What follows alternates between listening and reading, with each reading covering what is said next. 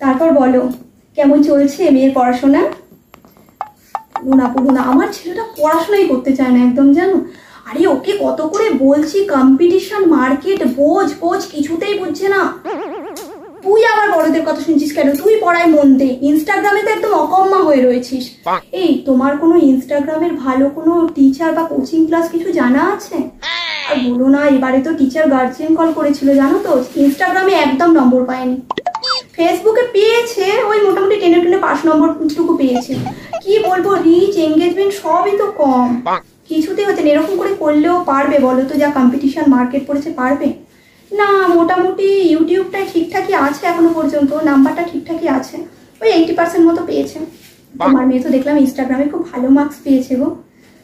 তুই কেন বড়দের কথা শুনছিস? তুই পড়, দেখ, শোন রীতির কথা শোন। রীতির মা কি সুন্দর বলছে, ওই ইনস্টাগ্রামে কত ভালো নম্বর পেয়েছে, ফেসবুকে ওর খুব ভালো মার্কস আছে, স্টার মার্কস। আর তুমি কোনো রকমের 5 মার্কসটাও তুলতে পারছো না। ভালো করে পড়ো। হ্যাঁ গো, আচ্ছা শোনো না, যদি তোমাদের ওইদিকে না ভালো কোনো কোচিং ক্লাস থাকে আমাকে বলো না গো, আমি ছেলেটাকে ভর্তি করবো। সব কিছুতে পিছিয়ে যাচ্ছে জানো, ওর এই মাসে রিচ কত নেমে গেছে। কি বলবো তোমাকে, এরকম করে পড়লেও পারবে, ফিউচার করতে পারবে বলো তো? হ্যাঁ, আরে শুধু ইউটিউব দিয়ে হবে না গো, শুধু ইউটিউব দিয়ে হবে না।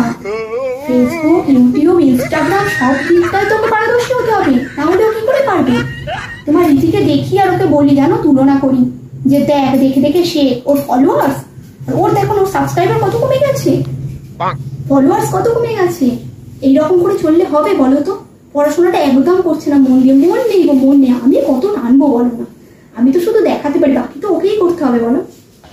শোনো শোনো, রীতির মা কি বলছে শোনো, মন দিয়ে পড়াশোনাটা করো, না হলে কিচ্ছু করতে পারবে না জীবনে।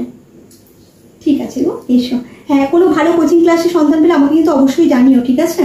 আমি ওকে ভর্তি করে দেবো। হ্যাঁ।